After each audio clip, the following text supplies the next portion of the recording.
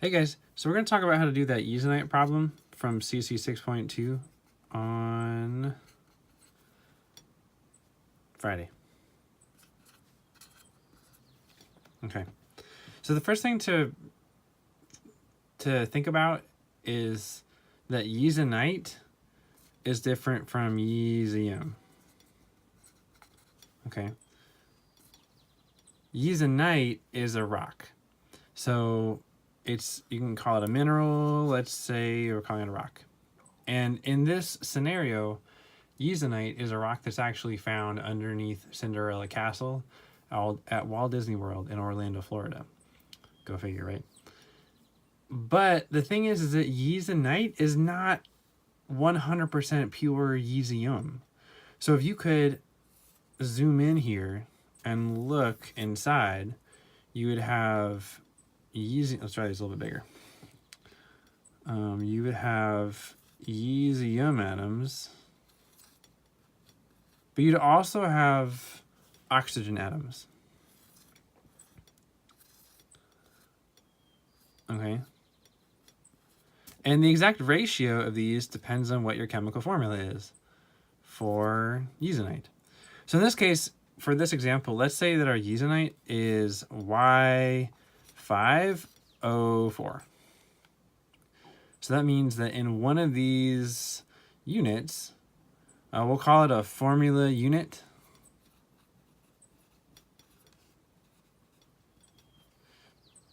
In one of those units, we have 5 Yeezium atoms and 4 oxygen atoms. So in our model here, to draw another Yeezium here, maybe do another Yeezium here, and then maybe this right here is an oxygen atom.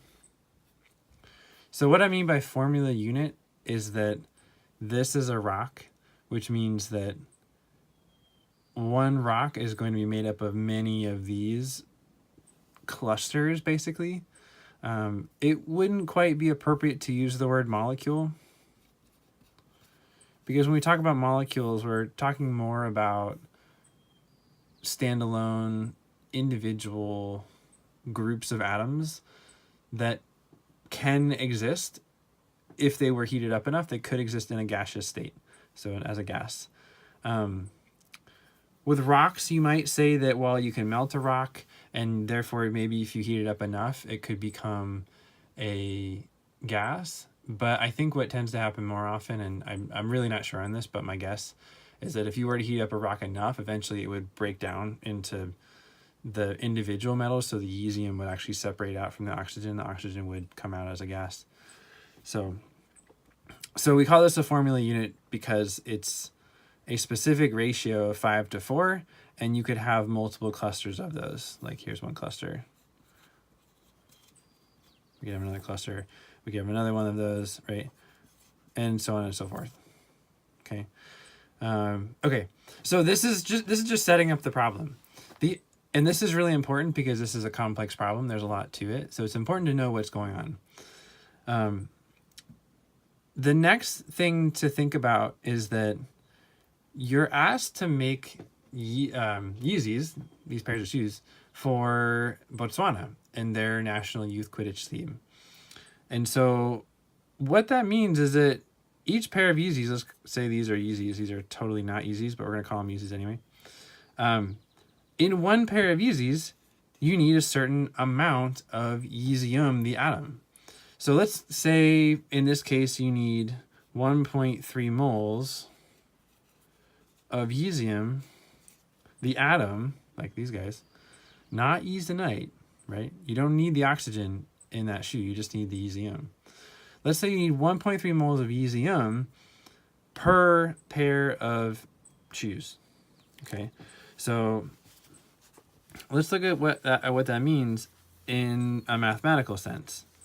Okay, so if you have 1.3 moles of Yeezium for every one pair of shoes. Now, right, we've seen this format before where you have, it looks like a proportion. You have one number on top, one number on the bottom, one unit on top, one unit on the bottom. we can draw some parentheses here, and we can even multiply this by another number, and then we can call this a conversion factor.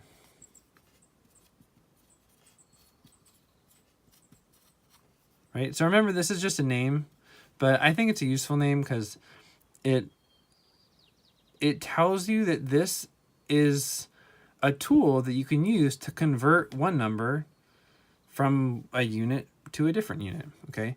And we know that in Botswana, there is a certain need for a certain number of pairs of Yeezys. And I can't remember the exact number right now, so I'm just going to say, just for this example, that Botswana needs 335,000 pairs of Yeezys, okay? Pairs of shoes. So now, if you look at this situation, here's our original number. Might seem kind of weird that it's on the right side, since oftentimes we put the original number on the left side of a conversion factor. But in this case, it's all right, because multiplication is a mathematical operation that goes either direction. So what I mean by that is that you can put this number on the right side or the left side, and when you multiply, you're going to get the same number either way. So in this case, you see right away that we have pairs of shoes and pairs of shoes. So this is one unit that we can cross out. And what we're left with is this number, moles of Yeezys. And so let's think back for a sec. Right over here, we know that for one pair of shoes, we need 1.3 moles of Yeezys. If we do some simple math and go to 2 pairs of shoes, then 1.3 moles, which means that total we have 2.6 moles. But there's still a ratio of 1.3 moles per one pair of shoes, and that's right here, 1.3 moles per one pair of shoes. When we multiply our original number of pairs of shoes by this conversion factor, we're trying to figure out how many moles of Yeezy total are needed for 335,000 pairs of shoes. Okay, so I'm going to do that math, and I'm going to take a pause in the video, and then I'll splice it with the next segment. Okay, so we just did our math, and it turns out that when you have 335,000 pairs of shoes, and each pair of shoes will need 1.3 moles of Yeezy, then we do some math, multiplication, and it turns out that we need 435,500 moles of Yeezy atoms. Okay, so we just did some math, and we found out that if we have 335,000 pairs of shoes that we need to sell to Botswana, and if each pair of shoes needs 1.3 moles of Yeezy atoms, that means that total we need to have 435,500 moles of Yeezy atoms. But that still brings up this question of, okay, we need Yeezy atoms. Yeah, we get it. But Yeezinite has oxygen in it. And we're still using this number of moles, which is not a unit that we would generally give to a company that's going to excavate rock, right? We wouldn't say, hey, we need a certain number of moles. We would say, hey, we need a certain number of kilograms. We need a certain number of tons, or we need to give them a weight. People who are doing the digging are not going to be working in moles, most likely. So we need to convert to weight. But these are two different substances, so we have to figure out in how many units of Yeezinite, or in other words, if we have 1 unit of Yeezinite, how many units of Yeezy atoms individually are there? So here's what I think about. Let's say we have 1 formula unit of Yeezinite. Okay, so this circular area represents 1 formula unit. And again, remember, just think of a formula unit as kind of like a molecule. It's a collection of atoms that make up the unit that we call Yeezinite, with the specific ratio of 5 Yeezy atoms to 4 oxygen atoms. Okay, so in 1 formula unit of Yeezinite, there are 1, 2, 3, 4, 5 Yeezy atoms. Okay, if we have 2 formula units of Yeezinite, then we would project that we have twice as many. We have 10 Yeezy atoms. Okay, with me so far? So let's get a little bit more abstract. What if we have a pair of formula units. Well, that's the same as 2, but we're just using a word for it. So we have a pair of formula units. Then we could say we have a pair of what? A pair of the original 5 Yeezinite atoms, which is 10. Okay. What if we have a dozen formula units? That means that we have a dozen of the original 5 atoms. So like a dozen clusters of those 5 atoms. So we have a dozen times 5. So we have 60 Yeezinite atoms. Now, let's just use a different word that represents a unit size besides pair and dozen, a mole. So using our same logic here, the number of Yeezinite atoms in 1 mole of Yeezinite formula units, we would have a mole of that original 5 atom cluster, which means that we can say we would have 5 moles of Yeezinite atoms. So we have 1 mole of Yeezinite formula units and 5 moles of Yeezinite atoms. So this ends up being super important because that means that for every Yeezinite mole, we're going to get 5 moles of Yeezium out of that. And that's significant because that means that we don't actually need to harvest or mine 435,500 moles of Yeezinite.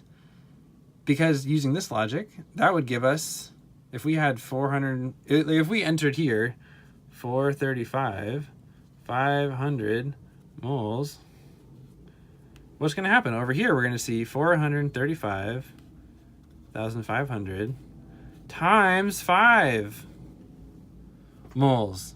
I got to write the word moles. Moles of Yeezinite. And that's more than we need. That's exactly 5 times more than we need. Okay. So what we can do now is let's do this. I'm going to erase this. We don't need this anymore. I'm going to erase this. Don't need that anymore. Let's see. I'm going to erase this. We don't need that anymore. And that. Okay. So at this point, we know that the ratio of formula units to Yeezinite atoms is 1 to 5. And we know that we need 435,500 moles of Yeezinite atoms total.